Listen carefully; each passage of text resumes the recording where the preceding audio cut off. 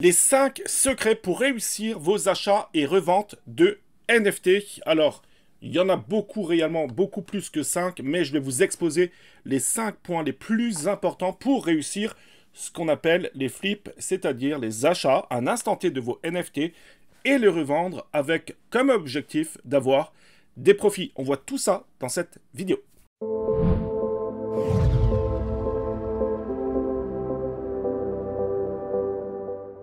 Alors pour ce faire, nous allons utiliser 2 sites.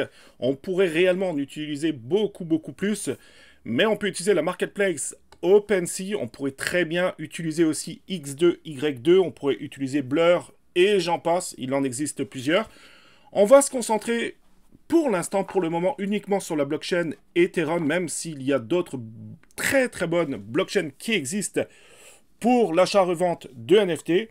Mais dans cette vidéo, je vais vous expliquer comment le faire sur Ethereum, sur ETH. Donc, vous connaissez peut-être tous OpenSea. OpenSea, c'est quand même la marketplace, je dirais, la plus importante dans l'écosystème d'Ethereum. Ici, sur la première page, vous voyez vraiment le top tendance actuellement. Donc, on va reparler de ce projet FitPix. J'en ai acheté 3 hier grâce à NFT Nerds. Je vais vous expliquer en quoi ça consiste. Je les ai achetés, là pour l'instant on est à x3, x4 à peu près, hein. Donc je vais vous expliquer. Mais vous voyez, sur cette première page, vous avez les tendances. Ensuite, vous avez les différentes collections, etc. Les meilleurs achats, bref. Maintenant, je vais cliquer sur le premier juste pour vous expliquer. C'est que si les personnes n'ont pas des outils d'analyse très fiables, eux, ils vont se baser sur ce qu'on appelle un peu aussi le FOMO. Donc c'est la peur de passer à côté d'un très bon projet. Donc, sitôt que sur tel ou tel compte Twitter, YouTube, peu importe, des gens parlent de tel ou tel projet, les gens, sans réellement faire d'analyse, ils vont acheter le premier NFT, donc le floor price, ce qu'on appelle le prix plancher. Le prix plancher actuellement pour cette collection est à 0.542 Ethereum. Alors oui, on peut très bien voir aussi l'activité, donc voilà, on voit qu'il y a du volume, donc 3 minutes, etc. Donc ça, c'est très bien, hein, ça veut dire que ça fonctionne. Mais, par contre, on ne sait pas réellement, véritablement, si on achète à un bon prix. Le plus important quand on achète des NFT, c'est toujours de bien se positionner sur le prix de départ, le prix d'achat, puisque si vous achetez un NFT à un prix très élevé, ben, ça risque d'être difficile pour vous de le revendre avec des profits. Ça risque d'être même peut-être par moment impossible. Et c'est pas ce qu'on veut, c'est pas ce que vous voulez. Ensuite, on a un onglet ici, analyse, donc on peut cliquer dessus, sur analyse, et puis là, bon, ça nous donne déjà des données assez intéressantes, mais encore une fois, c'est pas assez fiable, assez pertinent pour moi. Donc là, on voit ce qu'on appelle donc le listing, hein, c'est surtout ça qui nous intéresse. Donc on sait qu'il y a 12 listings entre 0,5, 55 et 0,6 Ethereum. On voit qu'il y a des murs, donc ce qu'on appelle des murs, c'est vraiment, voilà, ça va être très difficile s'il n'y a pas de volume d'achat de passer le palier des 0,7 Ethereum. Voilà ce que ça veut dire, mais... Et puis ici, on voit les nombres d'holders, donc le top 100 des owners, ce qu'on appelle les owners, c'est les holders. Donc on voit que cette personne détient 1,97% de la supply totale, la supply totale de cette collection, et je reviens ici, dans éléments... alors, le volume, pas le volume, ah oui, c'est ici, excusez-moi, c'est, voilà, 34 702 unités, c'est déjà bizarre, dans le sens où, d'habitude, les supplies totales, quand il y a eu le mint, le sold out, c'est souvent des chiffres ronds, ok, donc soit 7777, 10 000, 9 999, etc.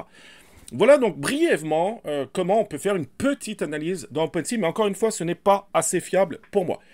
Donc, les 5 secrets pour réussir vos flips, ce qu'on appelle un flip, hein, c'est on achète soit un bien, soit une carte, soit un NFT, on l'achète à un prix idéalement le plus bas possible pour le revendre avec des profits. Voilà ce que ça veut dire réellement un flip. Petite parenthèse, si jamais vous vous intéressez au flip, donc tout ce qui est achat-revente de NFT, je vais lancer un atelier 100% gratuit en février. Vous avez le lien donc pour vous inscrire, comme ça moi je vous enverrai un email avec le lien pour participer à l'atelier gratuit. Il y aura sans doute aussi un Discord privé, etc. Donc vraiment, ça peut valoir le coup. Encore une fois, vous avez juste à cliquer en bas de la vidéo pour être sur la liste d'attente. Alors maintenant, les 5 secrets, c'est il y a plusieurs choses. Et pour ça, on va tout de suite se diriger sur l'outil que j'adore, que j'utilise beaucoup en ce moment. C'est NFT Nerds. Alors, peut-être que vous, au début, vous n'allez pas l'utiliser parce qu'il faut le payer. Et puis le prix, quand même, est assez élevé. Mais c'est pas grave parce que c'est un outil que je vais beaucoup vous proposer pour la communauté, aussi bien sous forme de live Twitch. C'est pour ça qu'il faut rejoindre aussi le Discord de Crypto Jeux France, sous live Twitch ou alors même live Discord. Donc quand il y aura des grosses tendances ou autres, ben, je me connecterai en live et puis on pourra faire ça ensemble. La première des choses, c'est de voir les supplies, d'accord? Donc dans les futurs projets qui vont arriver, soit aujourd'hui, nous sommes le 9 janvier, 10 janvier, etc., c'est voir le nombre de supplies. Est-ce que ça va être une supply très importante? Oui et non. Plus c'est important, plus ça risque d'être dur. Ça va toujours dépendre du nombre de holders et le nombre de volumes. Donc, c'est voir donc la supply, voir la collection, voir la team, etc. Voir aussi si c'est une collection où il n'y aura pas de scam, il n'y aura pas d'arnaque derrière ça. Donc, c'est à vous de faire cette recherche idéalement en amont. Ça, je dirais, c'est le premier point. Le deuxième point, et on va le voir tout de suite, c'est le volume. Le volume d'achat à un instant T. Est-ce que c'est une collection où il y a 2 achats de temps en temps, ou alors il y a de l'engouement et il y a du volume? Et c'est ce que nous allons voir. Hier, comme je vous disais, donc là c'est une première page des différents trades, hein, donc là où il y a le plus de trades. Je ne vais pas trop parler des données, etc. J'en parlerai beaucoup plus dans mon atelier. Donc, mais si on devait voir, par exemple, le FeedPix, donc ça, c'est une collection, je rappelle, qui est dans le top des trades en ce moment. Est-ce qu'elle va rester longtemps? Je ne penserai pas. Mais hier, je crois que c'était sorti à 0.00 quelque chose. J'en ai acheté 3, donc j'étais connecté pile poil quand ça a débuté. Donc ça, c'est cool, j'ai fait de bonnes affaires. Alors, ce qu'on voit ici, ça va être très simple. Ici, nous voyons le volume, d'accord? Donc, il y a eu 270 trades en 1 heure et 39 sous les 10 minutes. Donc, ce qui est assez intéressant. Hier, c'était de la folie. On arrivait à 240 trades aux 10 minutes. C'était de la pure folie. Donc, ici, vous avez un premier graphique, le momentum, qui est très intéressant. Les barres violettes, c'est le nombre de trades. Les barres vertes, ce sont le nombre de listings. Les barres rouges, c'est le nombre de listings en dessous du prix d'achat que les personnes relistent en subissant des pertes. Donc ça peut être des bons indicateurs.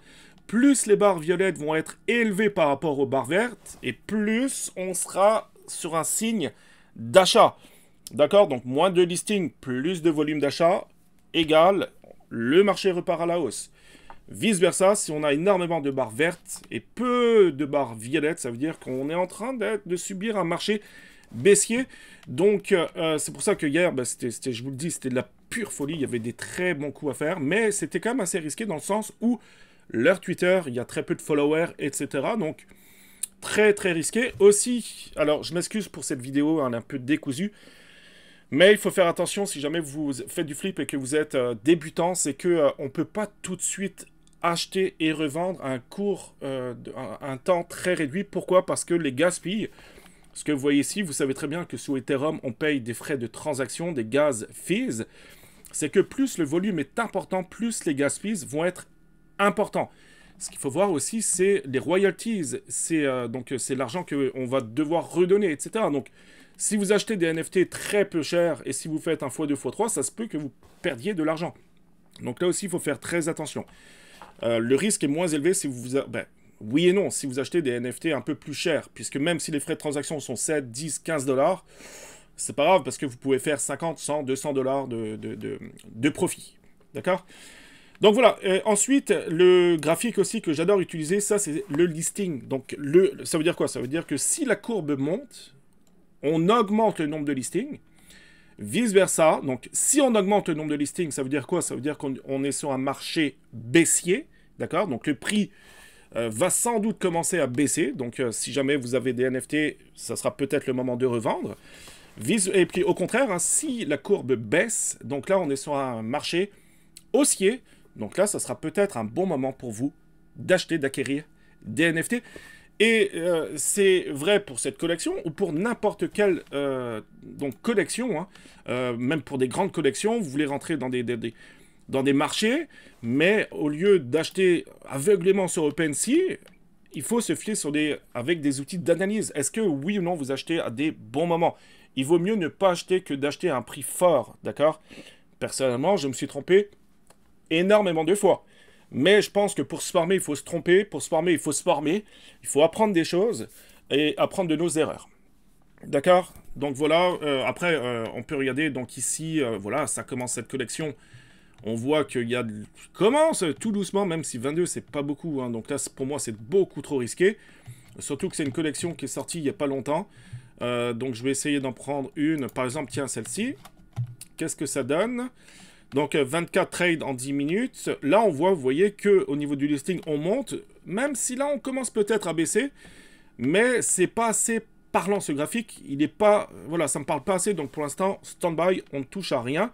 Et si on regarde le momentum, pareil, c'est totalement décousu. Donc il n'y a aucun signe qui me permet de montrer que c'est soit la hausse ou soit la baisse. Donc pour l'instant, on laisse faire. Et puis, etc. Donc, vous voyez, celui-ci, c'était quand même une collection qu'on a vu tantôt dans OpenSea. Hein. Connexion donc, qui a quand même assez bien fonctionné. Donc, pareil, là, c'est très, très décousu. On ne sait pas si on part à la hausse, on ne sait pas si on part à la baisse. Ici, on voit qu'il y a eu énormément de listings également. Donc, hop. Et puis, on est assez stable. Donc, pour l'instant, c'est pareil. Je ne me risquerai pas d'acheter ce NFT en ce moment. Vous voyez, le risque est quand même très important. Donc ça, c'était, je dirais, le deuxième point, c'était, on l'a dit, on l'a vu, le volume. Si vous faites du flip, il vaut mieux privilégier les collections où il y a du volume que zéro volume, ou très peu de volume, parce que s'il y a très peu de volume, vous risquez de perdre votre investissement. Ensuite, c'est vérifier, bien sûr, les indicateurs. Encore une fois, c'est une vidéo plus de présentation qu'autre chose. Donc, on ne va pas s'arrêter. Je vais en parler énormément dans l'atelier donc gratuit en février. Donc, encore une fois, si jamais le flip, le monde du trading des NFT vous intéresse, cliquez en dessous de la vidéo et je vous enverrai un email le moment où ça sortira. Vous ferez partie aussi d'un Discord, donc ça va être vraiment top. Donc c'est le troisième secret, donc c'était vérifier les indicateurs. N'achetez pas, s'il vous plaît, des NFT à l'aveugle, sous le fameux FOMO, de peur de passer à côté d'une super affaire. C'est la meilleure façon, le meilleur moyen de perdre de l'argent. Ensuite, c'est attention, ce que j'ai dit tantôt rapidement, le quatrième secret, je dirais, c'est attention aux gas fees. Puisque quand vous achetez un NFT, donc vous payez les gas fees, certes, mais vous ne payez pas encore sur le... Vous ne revendez pas encore, donc vous n'avez pas encore les royalties, l'argent des créateurs. Puisque si on regarde sur OpenSea rapidement, si on prend celui-ci, lors de la revente, vous allez devoir payer... Hop, ici, je vais trop vite, décidément. Vous allez devoir payer, vous voyez ici, Creator Earning 7,5% plus les frais d'OpenSea. D'accord? Donc faites attention, il faut bien... l'intégrer, je dirais, dans vos transactions, ok, dans vos achats-reventes.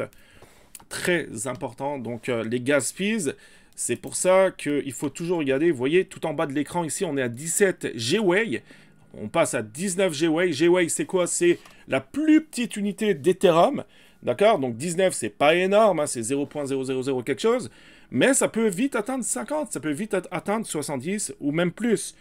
Donc, n'oubliez pas un point important, plus il y a de personnes qui font des transactions sur la blockchain Ethereum, et plus vos frais vont être élevés.